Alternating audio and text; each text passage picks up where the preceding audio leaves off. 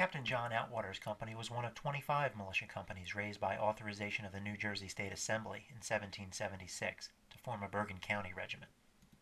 Adam Boyd, a member of Outwater's company, recalls that when the Hessians were taken at Trenton, a spirit of resistance seemed to revive amongst the peoples. A company was then formed at Hackensack, out of the inhabitants who remained true to Whig principles.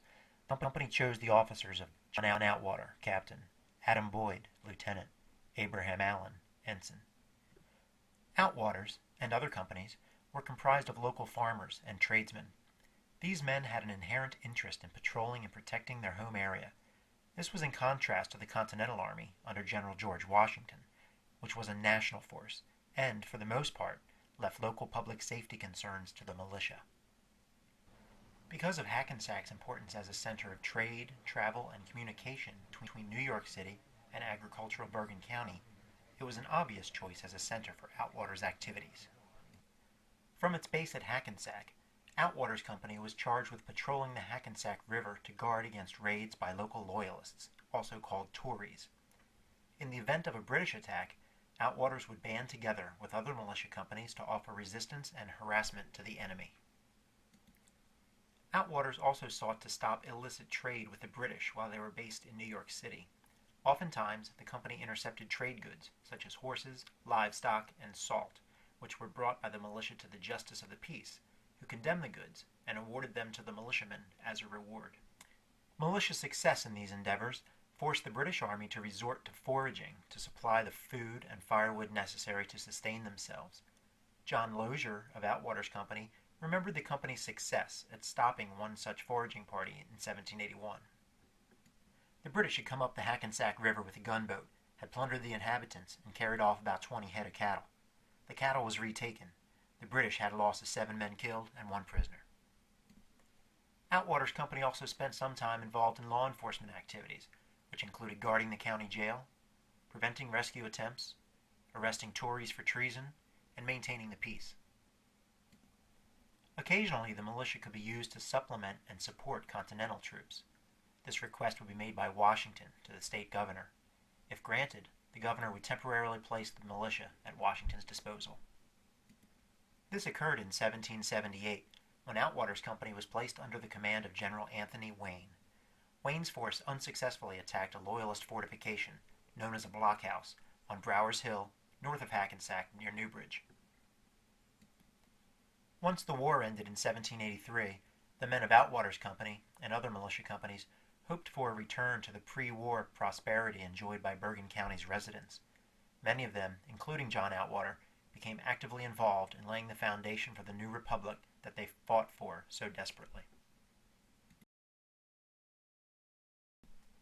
Captain John Outwater's company recreates the actual company formed in Bergen County, New Jersey in 1777.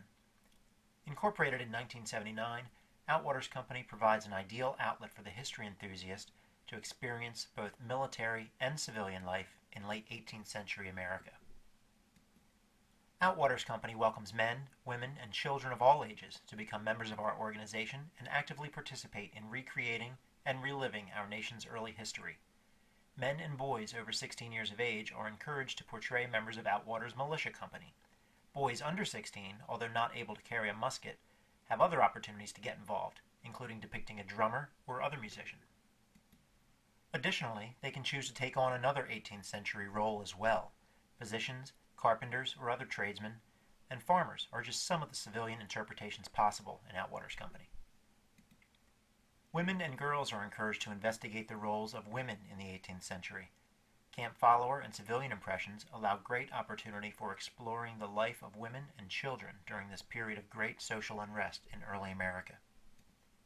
Because of our reputation in the hobby, as well as our affiliation with the Brigade of the American Revolution, Outwater's company has been granted access to sites and collections that the general public would never have the opportunity to see.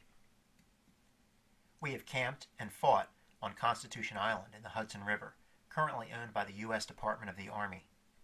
The island was one half of the West Point defenses, and to this day remains essentially unchanged since the 18th century. We have examined the weapons collection at Princeton Battlefield during a private tour on the occasion of our annual meeting. And we've enjoyed fun-filled tavern festivities after hours at the New Bridge Landing Historic Site. Picture yourself in the clothing of a militiaman, musket at the shoulder, cartridge box thumping against your back as you march onto an actual Revolutionary battlefield, perhaps Monmouth in Freehold, New Jersey. Your division is put into position to meet the enemy.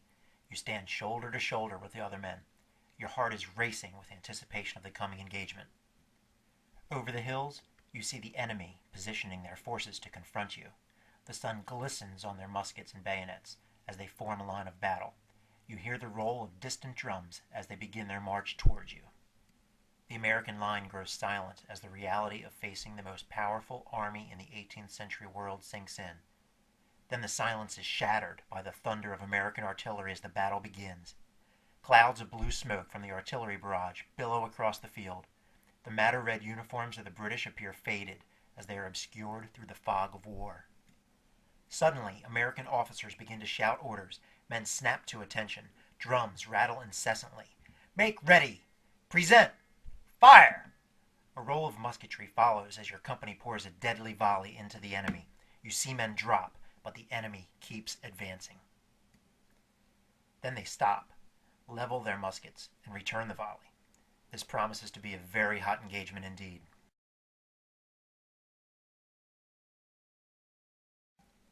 Both before and after the battle, there are plenty of other things happening around the camps.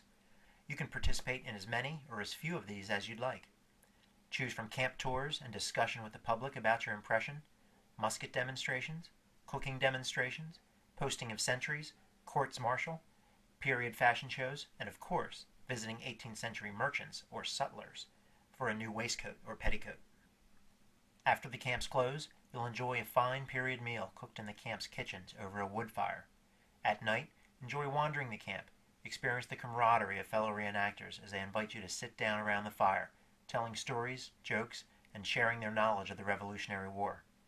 Attend one of the camp's taverns for period refreshments and entertainment, or perhaps there will be a dance with period music and 18th century English country dancing. Eventually, you'll retreat to your wedge tent for a well-deserved rest before enjoying another day in the 18th century tomorrow. Outwater's company represents the best of 18th century reenacting here in New Jersey and all across the East Coast. Ask one of the members for an application today.